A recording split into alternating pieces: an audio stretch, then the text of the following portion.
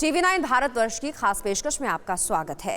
करीब एक हफ्ते पहले अफगानिस्तान में तालिबानी आतंकियों ने अमेरिका के E-11 विमान को मार गिराया था। इस हमले के बाद से ही अमेरिकी सेना और डोनाल्ड ट्रंप तालिबान को सबक सिखाने की तैयारी में जुटे थे, लेकिन तालिबान से उनके ही घर में इंतकाम लेना लगभग नामुमकिन था। पेंटागन में तालिबान के खिलाफ बदले की प्लानिंग बनने लगी और फिर अमेरिकी सेना जुट गई मिशन गजनी पर। क्या था ये मिशन गजनी और कैसे तालिबान को उसी के घर में अमेरिकी सैनिकों ने मिट्टी में मिला दिया, देखिए इस रिपोर्ट में। तालिबान के इलाके में सबसे बड़ा जलजला, ट्रंप की आर्मी का ऑपरेशन बदला, काउंटर का अमेरिकी प्लान सुपरहिट, ट्रंप का मिशन गजनी कंप्लीट। आसमान से आई मौत, जमीन पर बरसे बारूद, तालिबान के स्पेशल 11 नेस्तनाबूद। इंतकाम लेने का ये ट्रंप स्टाइल है, अपने दुश्मनों को घर में घुसकर मारने का ये अमेरिकी सलीका है।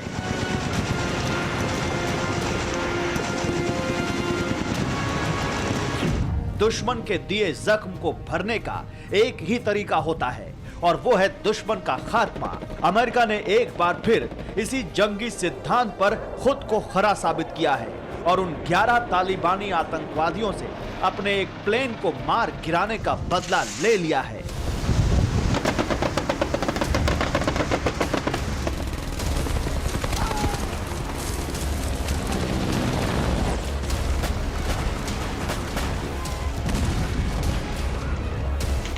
तारीख 27 जनवरी, वक्त दोपहर 1:10, जगह गजनी, अफगानिस्तान।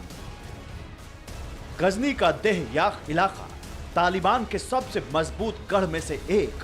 27 जनवरी की दोपहर गजनी के आसमान में एक अमेरिकी E-11 विमान उड़ता देख तालिबान के खेमे में खलबली मच गई। आनन फानन में तालिबानी आतंकियों ने E-11 पर मिसाइल दाग दी और यह अमेरिकी प्लेन एक धमाके के साथ नीचे गिर गया।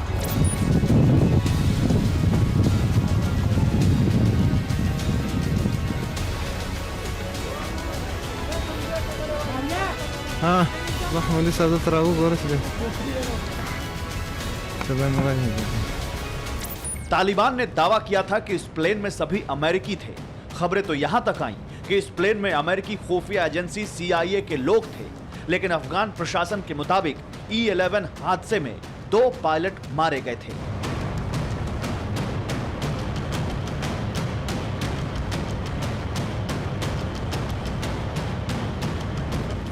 अफगानिस्तान में मौजूद अमेरिकी सूत्रों से CIA को यह खबर भी मिली कि कुछ लोग तालिबानी हमले में बच निकले थे और गजनी के आसपास ही छिप गए। अमेरिका ने अफगान फौज के जरिए गजनी में उस जगह पहुंचने की लगातार कोशिश की जहां विमान का मलबा पड़ा है, लेकिन तालिबानी आतंकियों का अभेद किला होने के चलते अफगान फौज की सारी कोशिश बेकार साबित हो रही थी। इधर अमेरिका अपने लोगों के तालिबान के हाथों मारे जाने से बौखलाया हुआ था, बदले की आग के लिए सुलग रहा था।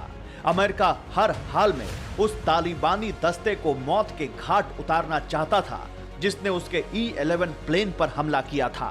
तालिबान से इंतकाम के लिए अमेरिकी राष्ट्रपति डोनाल्ड ट्रंप और पेंटागन ने लॉन्च किया मिशन गजनी।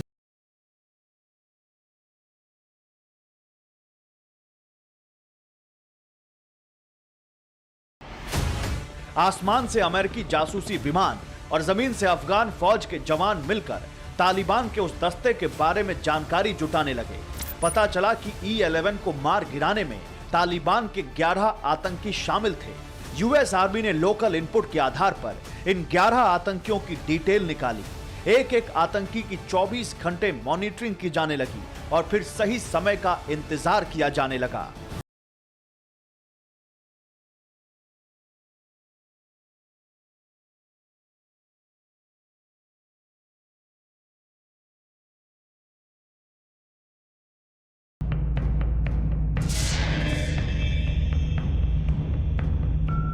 उरुजगन में तालिबान के बेस कैंप की तरफ अमेरिकी सेना और अफगान आर्मी मिशन गजनी के लिए रवाना हो गई। जमीन पर ट्रंप के योद्धा मौत बनकर तालिबान पर बरसने को तैयार थे और आसमान से F-22 और F-15E ईगल आग उगलने को तैयार थे। Eagle 1, this is Star 1. Good evening. Eagle 1, this is Star 1. Come in. जैसे ही तालिबानी आतंकियों को खतरे का एहसास हुआ, अगले ही पल दोनों ही तरफ से ताबड़तोड़ गोलियां बरसने लगी। उरुजगन में मिशन गजनी का आगाज हो चुका था। तालिबान के टेरर कैंप में मौजूद हर आतंकी AK-47 से गोलियां बरसा रहा था। कैंप के बाहर अफगान आर्मी और ट्रंप की सेना दुनिया के सबसे डेडली वेपन से मिशन गजनी को कंप्लीट करने में जुटी थी।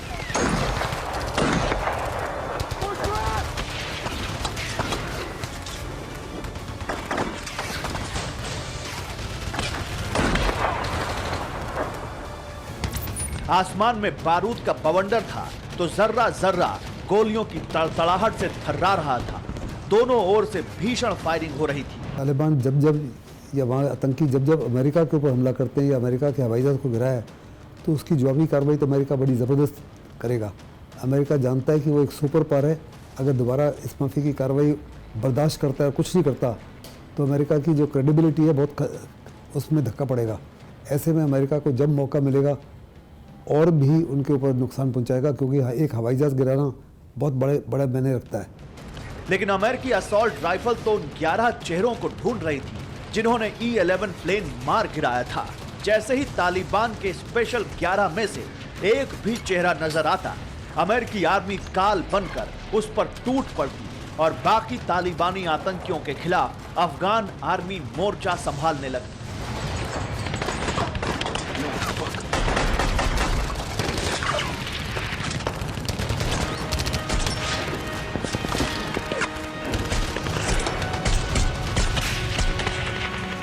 काफी देर तक चले इस खूनी एनकाउंटर में अमेरिका ने अपने शिकार को गोलियों से छलनी कर दिया था। तालिबान के स्पेशल 11 जमीन पर मुर्दा पड़े थे। ट्रंप का मिशन गजनी कंप्लीट हो चुका था। अमेरिका ने एक बदले की जो कार्रवाई है उसको करते हुए जो अमेरिका का जो कंटिन्यूअस जो एक ऑपरेशन चल रहा है तालिबान के खिलाफ, उसके तहत अमेरिका ने 11 और तालिबानियों को मार गिराया और उसके तमाम अड्डों को भी तबाह किया है। तो ये मुझे लगता है कि ये हॉस्टिलिटी का सिलसिला अभी भी चलता रहेगा। यूनाइटेड स्टेट्स एक ऐसा देश है जो कि आतंकवाद के प्रति जीरो टॉलरेंस की पॉलिसी पे चलता है। वो आतंकी उसके ऊपर कभी भी अगर कोई हमला हो जाए या कहीं उसके हमले की संभावना भी बनती है तो अमेरिका उसको तुरंत ही उसके ऊपर अटैक करके ऐसे हमलों को नेस्तनाबूद कर देता है और अमेरिका का ये अप्रोच लगातार जारी है। अमेरिका ईरान की टेंशन के बीच जब तालिबान कूदा तो अमेरिका से रहा नहीं गया। अमेरिका अपने E-11 प्लेन का यूं मार गिराया जाना बर्दाश्त नहीं कर सकता था। लिहाजा मिशन गजनी ट्रंप के लिए नाक का सवाल बन चुका था। मिशन गजनी कंप्लीट हुआ तो तालिबान को भी समझ आ गया कि ट्रंप को छेड़ना मतलब मौत को दावत देना है।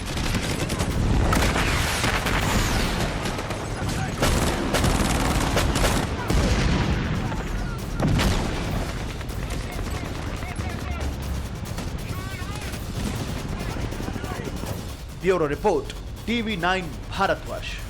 दुश्मन के एंड गेम वाला प्रतिशोध सिर्फ अमेरिका के दिल में ही नहीं है, बल्कि इजराइल और फिलिस्तीन में भी एक दूसरे को सबक सिखाने के आए दिन बारूदी इंतकाम देखने को मिल रहे हैं।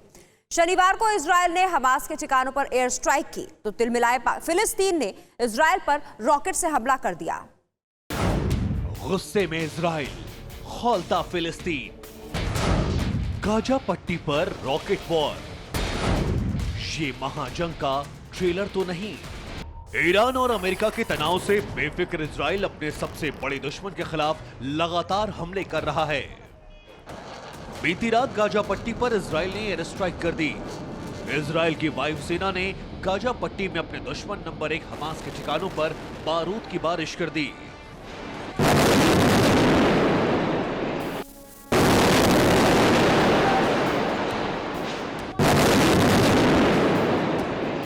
गाजा पट्टी में जिस जगह हमास हथियारों का निर्माण करता है उसी को टारगेट करते हुए इजराइल ने एक के बाद एक हवाई हमले किए। यानी इजराइल के निशाने पर अब हमास की हथियार फैक्ट्री है जिसे तबाह करके इजराइल हमास के कमर तोड़ना चाहता है। तो मुझे लगता है कि इजराइल और हमास के बीच में जो तनातनी है आगे आने वाले समय में भी जारी रहेगी और मिडिल ईस्ट पीस प्लान को पूरी तरह से, चूंकि फिलिस्तीन ने रिजेक्ट कर दिया है, हमास ने रिजेक्ट कर दिया है और इसके विरोध में प्रदर्शन वगैरह करने की भी तैयारी चल रही है। इसलिए आने वाले समय में ये जो मिडिल ईस्ट जो इजराइल और फिलिस्तीन के बीच का जो तनाव है और ख़ासकर इजराइल और हमास के बीच का जो तनाव है वो आगे भी बढ़ सकता है, आगे भी कुछ इस तरह के हमले हो सकते हैं और जिसका रिटेलिएशन इजराइल कर सकता है। इजराइल की एयर स्ट्राइक के बाद हमास के खेमे में भगदड़ मच गई। इजरायली एयरफोर्स के इस अटैक का जवाब देने के लिए हमास प्लानिंग करने लगा।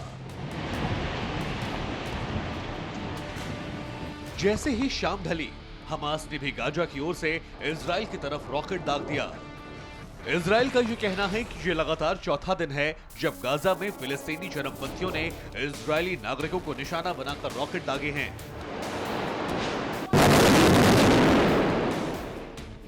इजराइल की एयर स्ट्राइक में फिलिस्तीन को भड़का दिया है।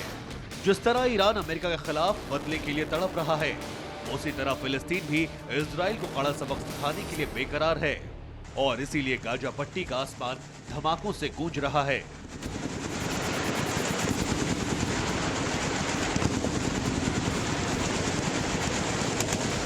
शनिवार का दिन इजराइल और फिलिस्तीन के रिश्तों में और भी कड़वाहट लेकर आया। हुआ यूं कि अमेरिका ने इजराइल फिलिस्तीन के बीच की अदावत को खत्म करने के लिए एक सुझाव दिया था।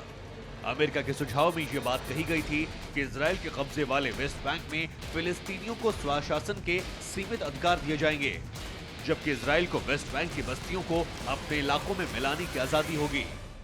अमेरिका के इसी सुझाव पर फिलिस्तीन भड़क गया और मिस्र में हो रही अरब लीग की बैठक में ये धमकी भी दे डाली कि वो इजराइल और अमेरिका से सारे संबंध खत्म कर देगा। फिलिस्तीन अमेरिका के सुझाव से इस कदर भड़क गया कि वो इजराइल की तरफ रॉकेट दागने लगा। फिलिस्तीन के रॉकेट हमले के जवाब भी इजराइल ने रॉकेट दाग कर किया और इसी रॉकेट वार का जख्म झेल रहा है गाजा।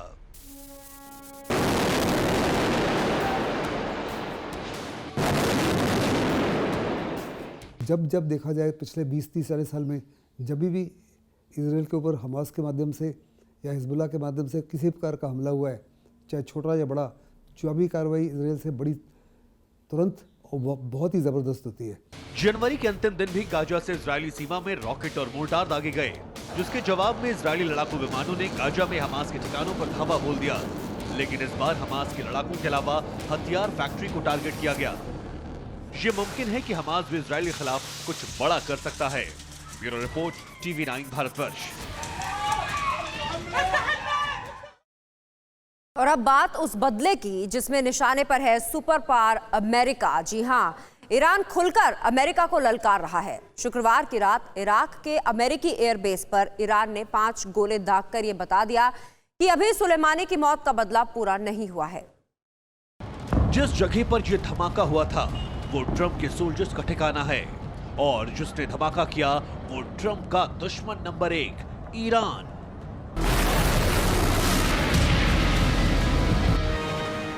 ईरान की तरफ से कत्यूशा रॉकेट लॉन्चर से अल कयारा एयरबेस पर लगातार 5 बार हमला किया गया। ये सारे कत्यूशा रॉकेट अल कयारा एयरबेस के अंदर ही गिरे और कुछ ही मिनटों में किए गए 5 लगातार हमले से अल कयारा एयरबेस में सनसनी फैल गई।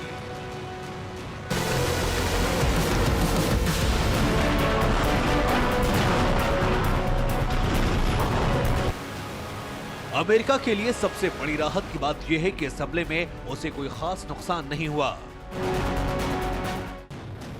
इराक में लंबे समय से अमेरिकी सैन्य ठिकाने हैं और यहां से अमेरिका की खाड़ी पर नजरें रहती हैं। लेकिन ईरानी टॉप कमांडर कासिम सुलेमानी की मौत के बाद इराक में भी अमेरिका के लिए जबरदस्त गुस्सा है। सुलेमानी की मौत के बाद ईरान तो ईरान, इराक भी भड़क गया और अमेरिका को इराक से अपने सैनिक वापस बुलाने की बात कही। ट्रंप ने इराक की सलाह को अनसुना कर दिया। अमेरिका को लगा कि अब ईरान कुछ भी नहीं करेगा, लेकिन ईरान अभी भी बदले की आग में सुलग रहा है और इसीलिए उसने एक बार फिर इराक में अमेरिकी ठिकानों पर हमला कर दिया। ईरान की तरफ से जो भी हमला हो, मिसाइल हमला, उसको नाकाम किया जाए। ऐसे में अमेरिका की तैयारी बड़ी ज़बरदस्त हो रही है और ईरान किसी प्रकार से कोई मौका नहीं देना चाहेगा, क्योंकि ईरान साफ तौर पर जानता है मिलिटरीली वो अमेरिका का मुकाबला नहीं कर सकता। इसलिए किस लिए उनको मौका देना है, इसलिए ये कार्रवाई ईरान ने नहीं की, लेकिन इराकी मिलिशिया ने किया है। ईरान के हमले के बाद अब पूरी दुनिया की नजर अमेरिका पर टिकी है कि आखिर अमेरिका कैसे ईरान को जवाब देता है। क्या ट्रंप कासिम सुलेमानी के बदले के नाम पर किए जा रहे ईरानी अटैक को चुपचाप झेल जाएंगे या फिर ईरान के खिलाफ जंग का ऐलान करेंगे। Bureau report, TV9 Bharatvarsh.